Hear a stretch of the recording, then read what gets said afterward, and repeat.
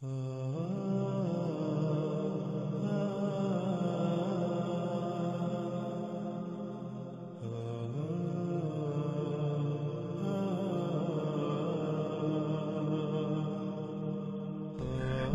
میں جب آپ داخل ہوں تو آپ حیران رہ جائیں گے کہ جہاز حقیقتاً نہ صرف ادیر ہے، یعنی ایک ایسی سرنگ ہے جو ہر طرف سے بند ہے، اور وہ سرنگ اندر سے ایک محل کا منظر پیش کرتی ہے، بلکہ وہ سرنگ اندر سے محل کا منظر پیش کرتی ہے۔ جب وہ اس دیر یعنی محل نما ہر طرف سے بند سرنگ میں داخل ہوئے تو انہوں نے جو دیکھا اس کے بارے میں کئی طرح کے الفاظ آئے ہیں، اور وہ سب کے سب اپنی جگہ پر بالکل ٹھیک ہیں۔ اب سب سے پہلے ہم یہ دیکھتے ہیں کہ آج تک ان الفاظ کو کیسے بیان کیا گیا جو اندر موجود انسان کے بارے میں استعمال کیے گئے۔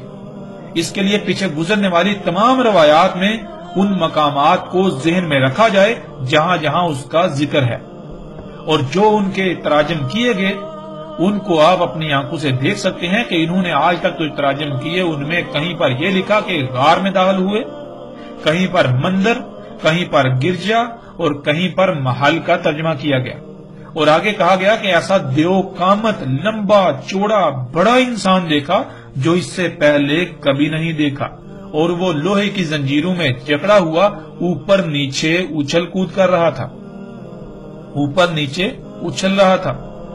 ناظرین، لیکن جب ہم عربی متن میں غور کریں تو ان علماء دجال کا اصل چہرہ کھل کر سامنے آ جاتا ہے کہ حقیقت کیا ہے، اور انہوں نے اس کو جان بوجھ کر اس لیے چھپایا تاکہ ان کے اپنے باطل نظریات پر انگلی نہ اٹھے اور لوگ آنکھیں بند کر کے ان کے پیچھے چلتے رہیں۔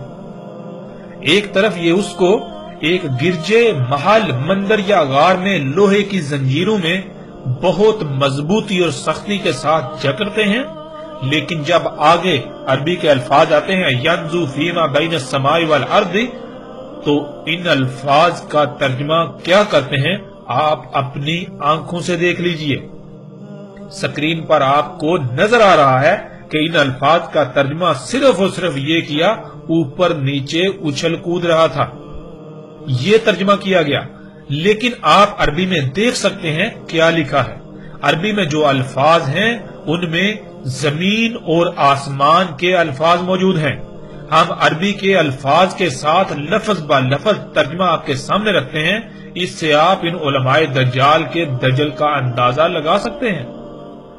عربی میں یہ ہے ینزو فیما بین السماء والارض، ینزو کر رہا تھا وہ درمیان زمین اور آسمان کے۔ اس میں ناظرین سب سے پہلے لفظ نزو سمجھ لیں، نزو عربی میں کس کو کہتے ہیں؟ ویسے تو اس کی تفصیل کے ساتھ وضاحت دابا کے موضوع پر آئے گی، لیکن یہاں ہم موثراً اس لفظ کے معنی بیان کرتے ہوئے آگے بڑھتے ہیں۔ ناظرین، عربی میں نزو کہتے ہیں کسی جانور کا جنسی حاجت پوری کرنے کے لیے مادہ جانور پر سوار ہونے کو۔ جیسے گدھا یا گھوڑا جنسی حاجت پوری کرتے ہیں تو وہ دوڑتے ہوئے آتے ہیں اور اچانک اپنی اگلی ٹانگیں اٹھا کر مادہ پر سوار ہو جاتے ہیں اور پھر واپس نیچے اتر آتے ہیں۔ اسی طرح کچھ جانور دوڑتے ہوئے نہیں آتے بلکہ وہ اپنی جگہ سے اچانک اگلا حصہ اٹھا کر مادہ پر سوار ہو جاتے ہیں اور اسی طرح واپس نیچے اترتے ہیں۔ وہ نزو کر رہا تھا زمین اور آسمان کے درمیان، یعنی یہ کہ وہ جیسے جانور جنسی حاجت پوری کرنے کے لیے، جیسے کوئی گدھا، گھوڑا، خچر یا کوئی اور جانور جنسی حاجت پورے کرنے کے لیے دوڑتا ہوا آتا ہے اور اچانک اپنی اگلی ٹانگیں اٹھا کر مادہ پر سوار ہو جاتا ہے، یا اپنے ہی مقام سے اچانک اپنی اگلی ٹانگیں اٹھا کر مادہ پر سوار ہو جاتا ہے، بالکل وہ اسی طرح وہ دوڑتا ہوا آتا تھا، ایسے دوڑتا ہوا آتا تھا جیسے کہ کوئی شے پانی پر بہتی ہے، ایسے جیسے کوئی شے بہتی ہوئی آتی ہے۔ بہنے کے انداز میں انتہائی تیز رفتاری سے آتا تھا اور اچانک اپنی اگلی ٹانگیں اٹھا کر آسمان پر چڑھ جاتا تھا، پھر اسی طرح وہ نیچے زمین پر اتر آتا تھا۔ اب ناظرین، آپ اپنی آنکھوں سے دیکھ سکتے ہیں کہ تمیم داری رضی اللہ تعالیٰ عنہ نے اپنی آنکھوں سے کیا دیکھا تھا جس کا انہوں نے ذکر کیا۔ آج آپ اپنی آنکھوں سے دیکھ سکتے ہیں کہ جسے آج جہاز کہا جاتا ہے لیکن محمد رسول اللہ صلی اللہ علیہ وآلہ وسلم نے اسے دابۃ الارض یا دجال کا ہیمار کہا۔ وہ بالکل اسی طرح آسمان اور زمین کے درمیان نزول کرتا ہے، یعنی دوڑتا ہوا آتا ہے اور اچانک اپنی اگلی ٹانگیں اٹھا کر آسمان پر چڑھ جاتا ہے اور اسی طرح واپس زمین پر اتر آتا ہے، اور جسے آج ہیلی کاپٹر کا نام دیا جاتا ہے، جسے رسول اللہ صلی اللہ علیہ وآلہ وسلم نے دابہ کہا، وہ اپنی ہی جگہ سے اچانک اوپر اٹھتا ہے اور آسمان پر چڑھ جاتا ہے اور اسی طرح واپس نیچے اتر آتا ہے، اور سکرین پر آپ تصاویر دیکھ سکتے ہیں۔ ناظرین، جن لوگوں نے یہ مناظر اپنی آنکھوں سے دیکھے ہیں انہیں تو تصاویر دیکھنے کی بھی ضرورت نہیں، اور نہ ہی انہیں اسے سمجھنے میں کوئی مشکل ہو سکتی ہے۔ اب ناظرین اس بات پر غور کریں کہ اگر یہ سب کچھ آج سے 14 صدیاں قبل کے لوگوں کو بتانا مقصود ہوتا تو ان کو کس طرح بتایا جاتا؟ آج یہ جو چیزیں ہیں، یہ جو اشیاء ہیں، یہ جو دجال ہے، اس کا تو وہ تصور بھی نہیں کر سکتے تھے۔ اور پھر لوگوں کے ظاہر بات ان میں اتنی ذہانت نہیں ہوتی کہ ہر ایک جو ہے صحیح اصل بات جو ہے حقیقت جو ہے اسے سمجھنے کی صلاحیت رکھتا ہوں۔ جیسے آج آپ موجودہ لوگوں کی مثال بھی لے سکتے ہیں۔ تو ناظرین، اگر آج سے 14 صدیاں قبل آپ کسی کو ان حالات و واقعات، ان معاملات کے بارے میں بتاتے، ان اشیاء کے بارے میں بتاتے، تو آپ کیسے الفاظ استعمال کرتے؟ کیا عربی کے علاوہ دنیا کی کوئی اور زبان ایسی ہے جو اس کا احاطہ کرتی؟ اب ناظرین، ان علماء دجال کے تراجم کو دیکھیں اور آپ خود فیصلہ کریں کہ ان لوگوں نے علماء کے نام پر دجال ہونے کا ثبوت دیا یا نہیں۔ جب جانور جنسی ملاپ کرتے ہیں تو کیا آپ یہ کہیں گے کہ جانور اچھل کود کر رہے ہیں؟ اکثریت ان لوگوں کو یہی سمجھتے رہی کہ یہ علماء ہیں، لیکن حقیقت کیا نکلی؟ یہ علماء نہیں بلکہ جہالا ہیں، مگر انہوں نے علماء ہونے کا لبادہ اڑا ہوا ہے۔ اسی کو تو دجال کہتے ہیں کہ کوئی شے جو اس کی اصل حقیقت نہیں ہے مگر وہ نظر آئے، حقیقت کے برعکس وہ نظر آئے۔ یہ علماء نہیں ہیں، لیکن یہ پوری دنیا کی نظروں میں علماء بنے بیٹھے ہوئے ہیں۔ یہ جہالا علماء کے لبادے میں دجال ہیں۔ اسی طرح وہ تمام انسان جو کائنات کے لیے نقصان دہ تباہ کن اشیاء کو مفید ثابت کرتے ہیں اور مفید بنا کر پیش کرتے ہیں، وہ سب کے سب بھی دجال ہیں۔ ایسے دجال شروع سے آتے رہے اور ساتھ کے قیام تک آتے رہیں گے، لیکن دجال اکبر انسان کی خلق کردہ وہ مخلوقات یعنی ٹیکنالوجی ہے، انسان کی وہ ایجادات ہیں جن کے سبب پچھلی 6 قوموں پر عظیم تباہیاں مسلط ہوئیں اور وہ صفا ہستی سے مٹ گئیں، جس سے ایک بار ذوالقرنین علیہ السلام نے پوری دنیا کو پاک کیا اور جس سے آج زلزلے، سیلاب، طوفان، بیماریاں، تباہیاں اور فساد بپا ہے۔ اور اسی کی وجہ سے 7 عظیم آخری ایسا زلزلہ بھی آئے گا جس سے زمین پر حیات کا خاتمہ ہو جائے گا۔ ناظرین، اب سوال یہ پیدا ہوتا ہے کہ ان لوگوں نے عربی متن میں واضح زمین اور آسمان کے الفاظ ہونے کے باوجود کیوں چھپائے؟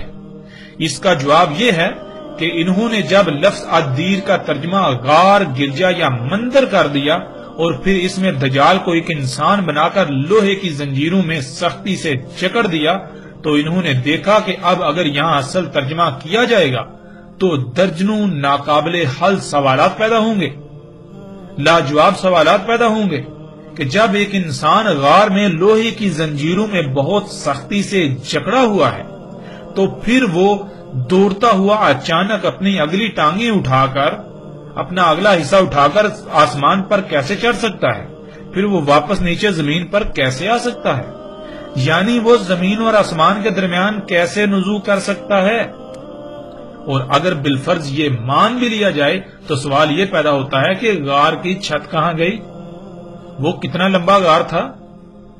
اگر یہ اصل ترجمہ کر دیتے تو یہ ایسے کسی ایک سوال کا بھی جواب نہ دے پاتے، تو انہوں نے دجل کو اختیار کیا، اور یہی وہ وجہ ہے جو یہ علماء کے نام پر دجالون کذابون دن رات شور مچاتے ہیں کہ خود سے غور و فکر نہیں کرنا، خود سے غور و فکر نہیں کرنا، قرآن میں خود سے غور و فکر نہیں کرنا، بلکہ جیسے سلف صالحین نے سمجھا بس ویسا ہی سمجھنا ہے، اور سلف کے نام پر لوگوں کو اندھوں کی طرح اپنے اور اپنے آباء و اجداد کے پیچھے چلاتے آئے ہیں، اور دن رات اسی پر زور لگاتے اور لگا رہے ہیں کہ عقل سے نہیں بلکہ نقل سے کام لو، یعنی خود سے غور و فکر نہیں کرنا ورنہ گمراہ ہو جاؤ گے، بلکہ جو کچھ پہلو نے لکھا، ہمارے آباء و اجداد نے جو تراجم و تفاسیر لکھ دیے انہی پر اکتفا کرنا ہے، آنکھیں بند کر کے اسی پر اکتفا کرنا ہے، اس سے آگے نہیں بڑھنا۔ اب آتے ہیں ناظرین اس طرف کے جو اندر انسان دیکھا اس کے مختلف حلیے بیان کیے، جیسا کہ روایات کے عکس میں آپ سکرین پر دیکھ سکتے ہیں۔ اب ناظرین سب سے پہلی بات تو یہ ہے کہ جب لفظ انسان آیا ان روایات میں تو انہوں نے اس سے مراد فرد واحد لے لیا، حالانکہ یہ بہت بڑا دھوکہ ہے۔ اگر انسان کے معنی ایک فرد واحد کے ہیں تو پھر آپ قرآن کی ان آیات کو دیکھیں، اللہ سبحانہ تعالیٰ قرآن میں کیا کہتے ہیں۔ سورہ نساء کی آیت نمبر 28، اور خلق کیا انسان کو ضعیف۔ سورہ ابراہیم کی آیت نمبر 34، اس میں کچھ شک نہیں انسان ہے ہی کمی کرنے والا، اور جو نعمتیں اسے دی گئیں انہیں جس مقصد کے لیے دیا گیا ان کے برعکس اپنی خواہشات کے مطابق استعمال کرنے والا۔ سورہ الحجر کی آیت نمبر 26، اور تحقیق کے خلق کیا انسان کو سلسال سے حمائن مسنون سے۔ سورہ الاسراء کی آیت نمبر 11، اور تھا انسان اجرت سند یعنی کہ جلد باز بے صبرہ۔ پھر سورہ الاسراء کی آیت نمبر 53 میں ہے، اس میں کچھ شک نہیں شیطان تھا انسان کے لیے جو بھی اس کے آس پاس ہر طرف کھلم کھلا موجود ہے دشمن۔ سورہ رحمان کی آیت نمبر 3، خلق کیا انسان۔ سورہ العصر کی آیت نمبر 2، اس میں کچھ شک نہیں انسان ہے ہی خسارے میں۔ اب ناظرین سوال یہ ہے، اور یہ سوال آپ سے بھی ہے اور ان علماء دجال سے بھی ہے، کہ قرآن کے ان تمام مقامات پر لفظ انسان کے فرد واحد کے معنی ثابت کر کے دکھائیں۔ انسان کو سمجھنے کے لیے سب سے پہلے اس لفظ کو سمجھ لیں، قرآن میں اللہ سبحانہ و تعالیٰ نے کسی بھی نبی کو انسان نہیں کہا اور نہ ہی کسی رسول کو انسان کہا، اور قرآن میں اللہ سبحانہ و تعالیٰ نے کہا کہ انسان خسارے میں ہے۔ آخر ایسا کیوں؟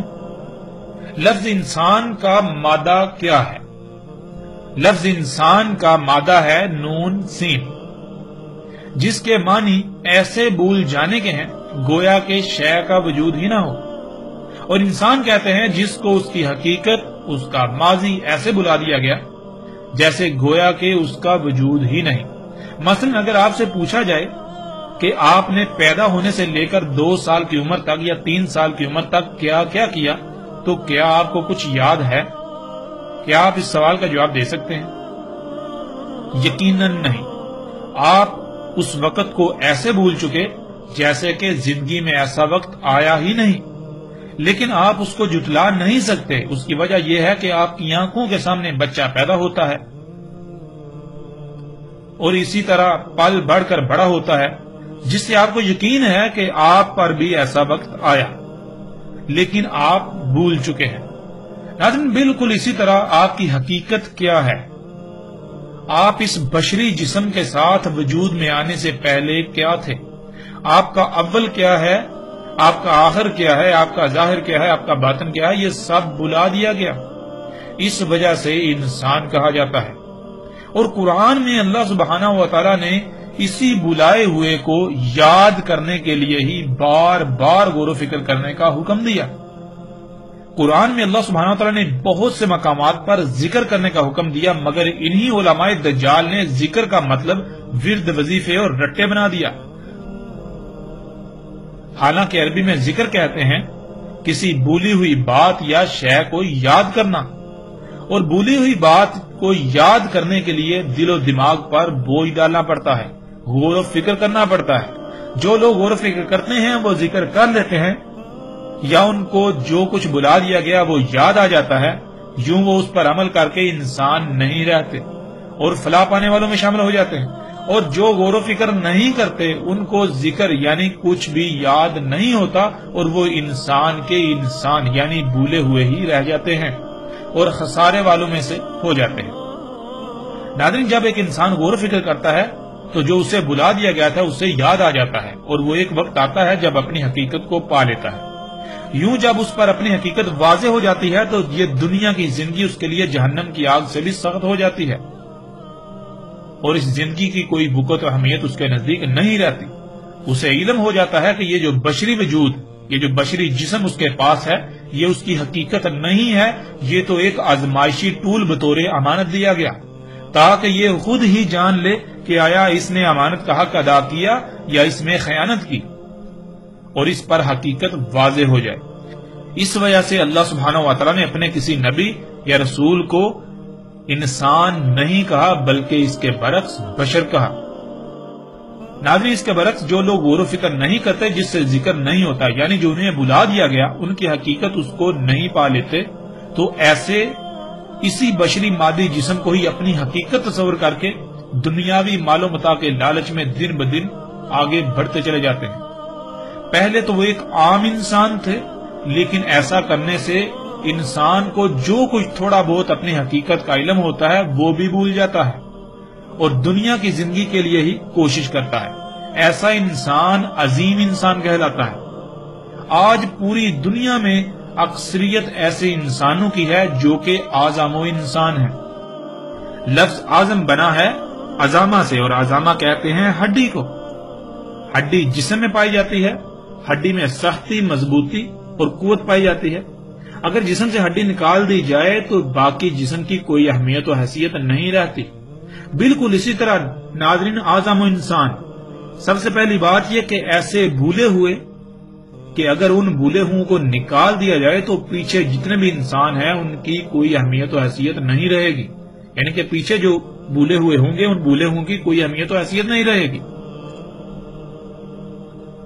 ان کی اہمیت و حیثیت بالکل ایسے ہو جائے گی جیسے جسم سے ہڈی نکال لی جائے تو جسم کی اہمیت و حیثیت رہ جاتی ہے۔ پھر اسی طرح اعظم انسان یعنی ایسے انسان جو قوت میں، سختی میں، شدت میں اتنے بڑھ کر ہیں کہ اگر ان کو نکال دیا جائے تو ان سے پیچھے جو انسان گزرے ہیں ابھی اس امت میں یا اس قوم میں، ان کی اہمیت و حیثیت بالکل ایسے رہ جائے گی جیسے کہ جسم سے ہڈی نکال لینے سے جسم کی اہمیت و حیثیت رہ جاتی ہے۔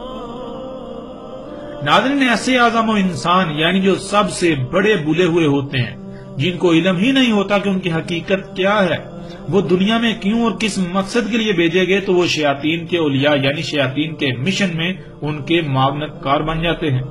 شیاطین جنات کے والد ابلیس نے کہا تھا کہ جو زمین میں ہے ان کے لیے مزین کر دے گا۔ یہ شیاطین جنات کا مشن ہے کہ جو زمین میں ہے اس کو مزین کر دینا۔ تو ایسے اعظم و انسان پھر وہی اعمال کرتے ہیں جن سے شیاطین کے مشن کی تکمیل ہوتی ہے، یعنی وہ جو زمین میں اللہ نے رکھا اسے نکال کر مزین کرتے ہیں، اسی کے پیچھے بھاگتے ہیں، اور اسی کو حاصل کرنا ہی ان کی دنیا میں موجودگی کا مقصد بن جاتا ہے۔ اور اس کے برعکس انبیاء نے کہا، اور خود محمد رسول اللہ صلی اللہ علیہ وآلہ وسلم نے کہا کہ میں زمین کے خزانوں کی چابیاں دے کر بھیجا گیا ہوں۔ اور اگر آپ کسی کو اپنے خزانوں کی، خفیہ چھپے ہوئے خزانوں کی چابیاں دیتے ہیں تو کیوں دیں گے؟ ظاہر ہے حفاظت کے لیے۔ انبیاء زمین کے خزانوں کی حفاظت کے لیے بھیجے گئے، اور شیاطین کا مشن کیا ہے؟ قرآن میں بالکل واضح ہے، شیاطین کا مشن ہے زمین کے خزانوں کو نکال کر مزین کرنا، تاکہ شیطان کا دعویٰ سچا ثابت ہو سکے جس کے لیے وہ انسانوں کے محتاج ہیں۔ ناظرین، اب آپ اپنے ارد گرد نگاہ دوڑائیں اور اپنے گریبان میں جھانکیں، آپ کس کے ولی یعنی کس کے مشن میں اس کے معاون کار بنے ہوئے ہیں، انبیاء کے یا پھر شیاطین کے؟ آپ کو سمجھنے کے لیے کوئی بھی مشکل نہیں رہی۔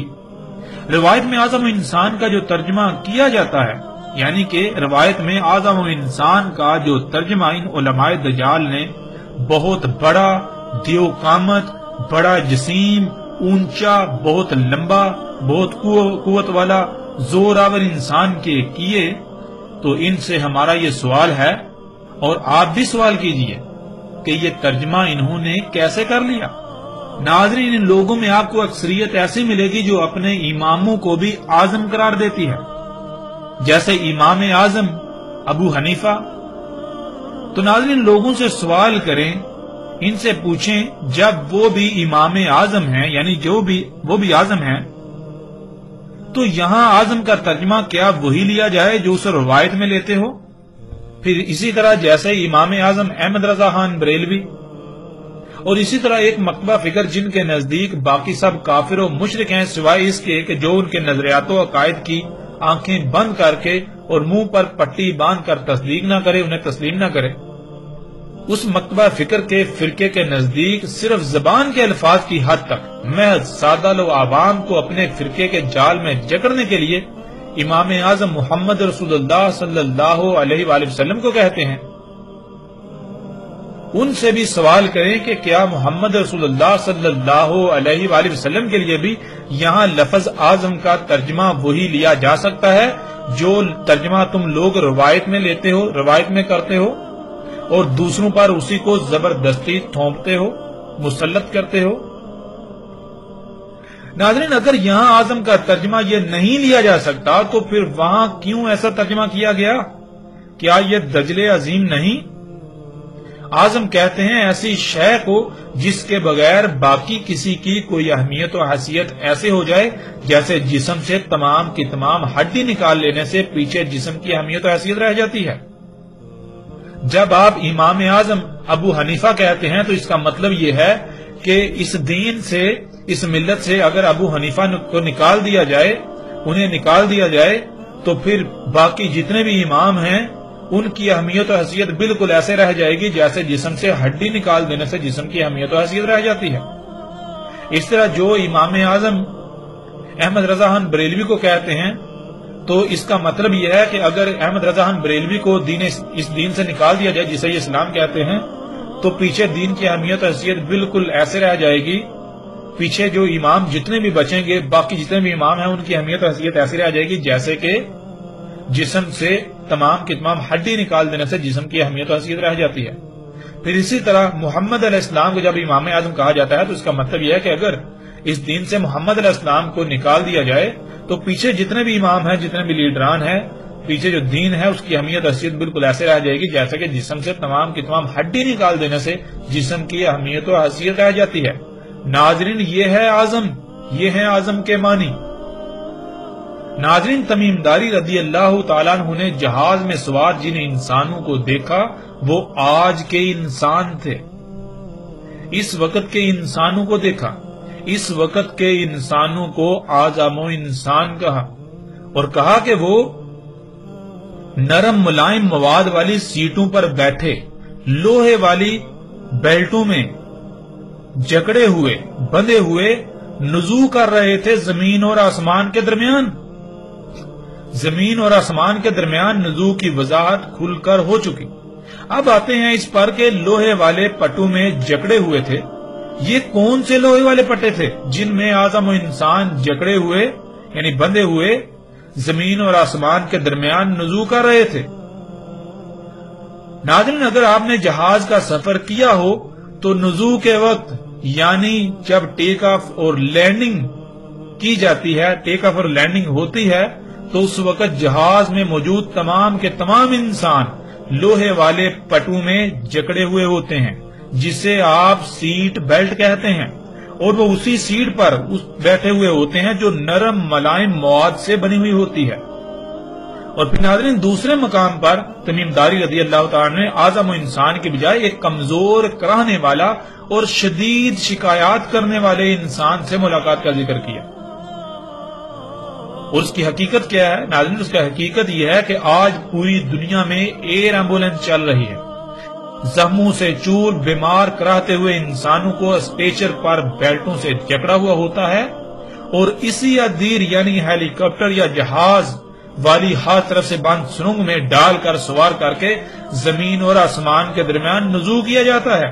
یہ حقائق آج آپ اپنی آنکھوں سے دیکھ رہے ہیں۔ ناظرین، مثال کے طور پر اگر آپ پہلی بار کسی جدید شہر جائیں تو کیا آپ وہاں کوئی ایک ہی شہر دیکھیں گے؟ نہیں، بلکہ آپ خوب گھومے پھریں گے۔ بالکل اسی طرح تمیم داری رضی اللہ تعالیٰ عنہ نے آج موجودہ دور میں جو کچھ ہو رہا ہے یہ سب کچھ اپنی آنکھوں سے بالکل ایسے دیکھا جیسے آپ خواب دیکھتے ہیں۔ اس موجودہ انسان کو بھی دجال قرار دیا۔ اس لیے کہ آج موجودہ انسان بھی سب سے بڑا دجال ہے، جو انسانوں کی حقیقت اور اس کے دنیا میں آنے کے اصل مقصد پر دجل کا پردہ چڑھا کر جو انسان کی حقیقت نہیں اسے حقیقت بنا کر دکھا رہا ہے، اور دنیا میں آنے کا جو مقصد نہیں ہے اس کو دنیا میں آنے کا مقصد بتا اور دکھا رہا ہے۔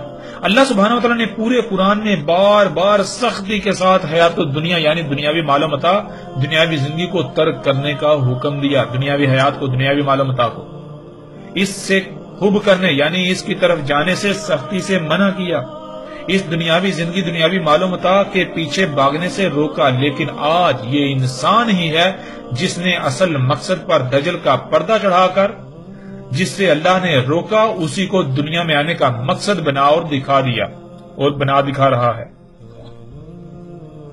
اور انسانوں کی اکثریت اسی کے پیچھے لگی ہوئی ہے۔ اس لیے یہ اعظم و انسان بھی دجال ہے۔ جیسے پیچھے دجال انسانوں میں آتے رہے اسی طرح دجال انسانوں میں بھی آتے رہے کہ پیچھے کیا ہے، پیچھے کوئی ایک آدھا دجال ایک دو آتے تھے، اس طرح آتے تھے، لیکن آج جو ہے ان کی ایک بڑی تعداد موجود ہے جو ان ایجادات کو، ان اشیاء کو انسانوں کے لیے مسیحا بنا کر پیش کر رہے ہیں، حالانکہ حقیقت اس کے بالکل برعکس ہے۔ پھر ناظرین جب تمیم داری رضی اللہ تعالیٰ عنہ نے کہا کہ انہوں نے جب دابا سے سوال کیا کہ تو کون ہے تو اس نے کہا میں جساسہ ہوں۔